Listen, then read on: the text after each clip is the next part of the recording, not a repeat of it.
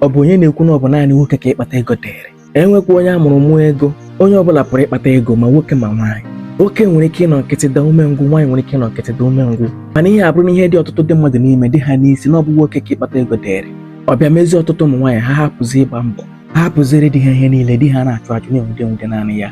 Nwoke bụ mezi obu onye aka, ajụ onye ọbụbọ bụ nwoke ka ịbụ. Ejirizie ya ma nye mere nwoke ndị ọzọ ịhụ ibe gị, ịhụ otu ụmụ nwoke ibe gị si akpata ego, ịhụ ihe a na-emegasị. Onye na-agwa ya okwu echefuzi n'usoro bụrụ mmadụ na o kwesịkwara iso wee na-akpata ya bụ ego. Ụdị uche adịkwa mma onwe. Ọ bụ na nwoke na ego adịghị ya n'aka ma ọ bụ na ego adịghị ya n'akpa ugbu a, o meghị ya onye umengwụ, o meghị ya ka ọ bụrụ onye arafu. Maka nwoke nwere ike nwee ibu obu ọ na-ekweghị ka anya ọzọ hụ, naanị ya na-ebu ya bụ ibu. Nwoke chi elu nwaanyị, ihe mbụ a na-ele anya bụ akpa ya.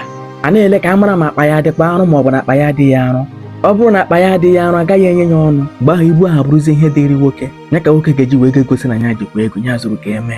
Nwaanyị nọrọzie na-akọnsida ma ọ ga-enye ya ihu ma ọ ga-ahụ ya n'anya. Ka ezi mgbe ịbụ nwaanyị ji wee bụrụzie skuuzu ịkpata ego. Nwaanyị nwere ike inwe ọrụ aka, nwaanyị nwere ike ịdị na-azụ ahịa, nwaanyị nwere ike ịdị na-arụ ọrụ bekee, nwesị ihe ndị o nwere na-enye ya ego, nwesị akụ na ụba. Nwaanyị nwere ike inwe milions na akaụntụ ya. Ọ bụghị sọ nwoke ka inwe ihe ndị a dịrị.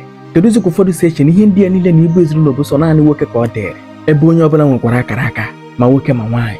Ọ bụ na ọ bụ sọ naanị di gị bụ ihe na-ebu ibu ezinụlọ naanị ya na-enweghị ike isi enye aka. Lekwa dị gị anya n'obi, lekwa ya anya n'ume. Otu onye kwesịkwa ka ọ bụrụ naanị ya na-ebu ibu ezinụlọ nneke ya. Nwoke na-akpatazi nwaanyị akpacha anya atụkọsị ụkwụ na-eche nwoke mgbe ọ batara. Na nwoke kwesịrị dị na-akpata na-enyeju nwaanyị afọ. Ekwere m ekwe na nwoke kwesịrị inyeju ezinụlọ ya afọ, mana nwoke na-atụtụ isirikwanụ na-atụtụ. Ibu adịtụrụ nwoke mfe, gbanwee aha aza nwa odozi akụ, azazi na oriakụ.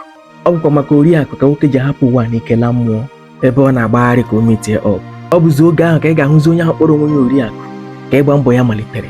Ọ na-emegharịzi ahụ, ọ na-azụ elu ahịa, na-ahụ ọka na ube. O ruzieri ịgba mbọ, ọ na-amazi ụzọ na-ekulite na-emesi ihe ndị kwesịrị ka ọ na-eme. Ihe ndị ọ na-eme bụ na mbụ oge di ya dị ndụ.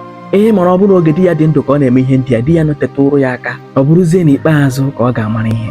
Mana eburu nwoke gee m ntị, agakwala etinye onwe gị na high jump bikọsi ego ebe niile ka ị wee gosi nwaanyị na ijikwa ego, ka ị gosi ya na izuru ka eme. Gbazizizi were akpa gị ka onwe n'ebe aka gị na-agaghị eru. Enwekwa onye ọ bụ sọ ya ka edere na-akpata ego. Nwoke na-akpata ego, nwaanyị na-akpata ego. Ọ pụrụ gị kpata ego, kpata ego. Nwunye gị enwe ohere ịkpata ego, ya kpata ego. Egwu ahụ dị ya n'isi, ya kọmpozu ya kpata ego. Ọkwa aka ekpere kwa aka nne akwa aka ekpe, ọkwa ya bụ na aka dị ọcha, ntị adịkwa. Ya gazie.